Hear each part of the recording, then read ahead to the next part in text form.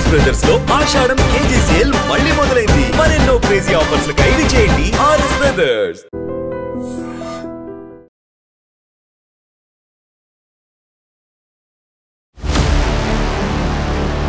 నమస్తే, welcome to iDream talking point with కవిత.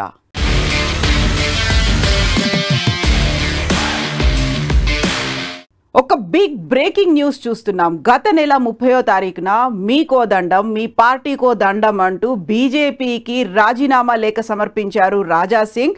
ఎట్టకేలకు BJP జాతీయ పార్టీ దాన్ని యాక్సెప్ట్ చేసినటువంటి లెటర్ని వస్తోంది. ఈరోజు మనం చూస్తున్నాము. సో ఆయన జాతీయ అధ్యక్షుడు నడ్డాని కోట్ చేస్తూ ఆ లెటర్ రాశారు. యాక్చువల్గా ఒక లీడర్షిప్ అనేది అందరినీ కలుపుకుపోయేలా ఉండాలి. అలా రాష్ట్ర బీజేపీ కనిపించట్లేదు. ఎవరిని సంప్రదించకుండానే అధ్యక్షుని ఎంపిక ఎలా చేస్తారు అంటూ ఫైర్ అయినటువంటి రాజా సింగ్ అదే రోజు నేను ఒక లవ్ లెటర్ని రాస్తున్నాను అంటూ రాజీనామా లెటర్ని కేంద్ర అధ్యక్షుడికి అందజేశారు. దాన్ని యాక్సెప్ట్ చేశారు. అందులో క్లియర్గా చాలా రాజా సింగ్ రాజీనామా చేస్తున్నప్పుడు మెన్షన్ చేసినటువంటి మాటలు, కార్యకర్తల అభిప్రాయాల్ని తీసుకోలేదు, ఎవరిని కన్సిడర్ చేయకుండానే ఏకపక్ష నిర్ణయాలు అనేవి తీసుకుంటున్నారు. మన రాష్ట్రంలో తెలంగాణలో డబుల్ ఇంజన్ సర్కార్ రావాలి అనేది కార్యకర్తల కోరికగా ఉంది. కార్యకర్తలు తలుచుకుంటేనే రాష్ట్రంలో 8 ఎంపీలు 8 మంది ఎమ్మెల్యేలు కూడా వచ్చారు. బట్ ఈసారి రాష్ట్రంలో బీజేపీ రావాలనే ఉద్దేశం రాష్ట్ర బీజేపీ నాయకులకు లేనట్టుంది అనేటువంటి తీవ్రమైనటువంటి వ్యాఖ్యలు చేసినటువంటి రాజా సింగ్ తన రాజీనామా పత్రాన్ని జాతీయ అధ్యక్షుడు నడ్డాకి అందజేశారు. సో ఇప్పుడు బీజేపీ కేంద్ర పార్టీ దాన్ని యాక్సెప్ట్ చేసింది. అందులో చాలా క్లియర్గా ఒక మెన్షన్ చేశారు. As per the directions of honourable president Shri Jagat Prakash Nadda, I do convey that your resignation has been accepted with immediate effect అంటూ Arun Singh, national general secretary, headquarter in charge రాసినటువంటి లెటర్. ఇందులో చాలా ప్రామినెంట్గా మనం కోట్ చేసి మాట్లాడుకోవాల్సినటువంటి విషయం, the contents mentioned by you are irrelevant and do not match to the functioning ideology and principles of the party. యాక్చువల్గా బీజేపీ అంటేనే ఒక సిద్ధాంతాలకు లోబడి ఉంటుంది. అందులో ప్రతి ఒక్క కార్యకర్త ఇంపార్టెంట్, టాప్ టు బాటమ్ ప్రతి ఒక్కరికి ప్రయారిటీ ఉంటుంది అనేది బీజేపీ ముందు నుంచి చెప్తోంది. అయితే రాజా సింగ్ చెప్పినటువంటి మాటలు, ఇక్కడ గ్రూపులు ఎక్కువైపోయాయి, రాజకీయాలు ఎక్కువైపోయాయి, ఎవరికైతే పలుకుబడి ఎక్కువ ఉందో వాళ్ళని మాత్రమే అధ్యక్షుడిగా అనౌన్స్ చేస్తున్నారు అని.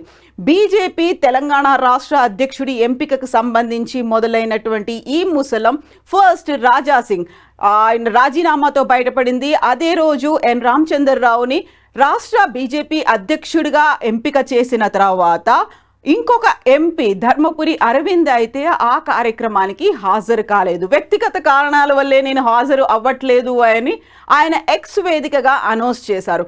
అండ్ రాజా సింగ్ అంతకు ముందు రోజే చేశారు. సో అప్పటి నుంచి కూడా ఒక గ్రూప్స్ అనేవి ఉన్నాయి, అందులో అందరినీ కలుపుకుపోతాను అంటూ ఎవరైతే తనను డమ్మీ అని అన్నారో వాళ్ళకి లీగల్ నోటీసులు కూడా పంపిస్తాను అంటూ సరికొత్త అధ్యక్షుడు రామచంద్రరావు అయితే అనౌన్స్ చేశారు. బట్ ఇది మాత్రం ఒక బ్లో అవుట్ అవుతున్నటువంటి ఒక ఇష్యూ ఇది. At the same time Raja Singh 30వ తారీఖున రాసినటువంటి లెటర్లో కూడా ఒక మాట మెన్షన్ చేశారు, నేను బీజేపీ పార్టీకి చెందను అనేటువంటి మాట రాష్ట్ర కార్యాలయం నుంచి స్పీకర్ కార్యాలయానికి అందచేయండి అని. బట్ ఇప్పుడు వచ్చినటువంటి లెటర్ డైరెక్ట్గా రాజా సింగ్కే పంపించారు. రాజా సింగ్లో ఎమ్మెల్యే, తెలంగాణ లెజిస్లేటివ్ అసెంబ్లీ అనేది డైరెక్ట్గా తనకి అడ్రస్ చేస్తూ వచ్చినటువంటి లెటర్ ఇది. ఇప్పుడు రాజా సింగ్ నేను బయటికి వచ్చేస్తున్నాను అని చెప్పిన వెంటనే శివసేన దగ్గర నుంచి కూడా ఒక ఆఫర్ వచ్చింది, మా పార్టీలో జాయిన్ అవుతే మోస్ట్ వెల్కమ్, మేము ఆయన్ని మా పార్టీలోకి తీసుకుంటాము అని. బట్ రాజా సింగ్ అయితే ఇప్పటికీ తను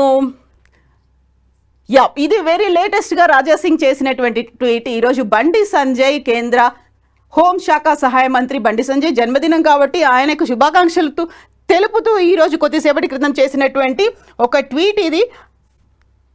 అండ్ నిన్న మాత్రం రాజా సింగ్ అమర్నాథ్ యాత్రలో ఉన్నారు. వ్యూవర్స్కి గుర్తుండే ఉంటుంది, రాజా సింగ్ ఢిల్లీకి వెళ్ళాడు అనగానే కేంద్ర మంత్రులతో కావచ్చు, బీజేపీ కార్యాలయంతో, కేంద్ర కార్యాలయంతో, అలాగే ప్రధానమంత్రితో కూడా భేటీ అవ్వబోతున్నారు. అది రాష్ట్ర బీజేపీ లీడర్లకి ఒక పెద్ద షాక్ లాగా తగలబోతోంది అనేటువంటి వార్తలు పెద్ద ఎత్తున వినిపించాయి. బట్ రాజా సింగ్ ఢిల్లీకి వెళ్ళింది అమర్నాథ్ యాత్రకు చేయడానికి. అక్కడి నుంచి తను పెట్టుకున్నటువంటి ఫోటో ఇది. బట్ ఇప్పటికైతే రాజా సింగ్ ఇంకా రెస్పాండ్ అవ్వలేదు. ఇప్పుడు రాజా సింగ్ దగ్గర ఉన్నటువంటి కర్తవ్యం ఏంటి? తను బీజేపీకి ప్రాథమిక సభ్యత్వానికి అయితే రాజీనామా చేశారు.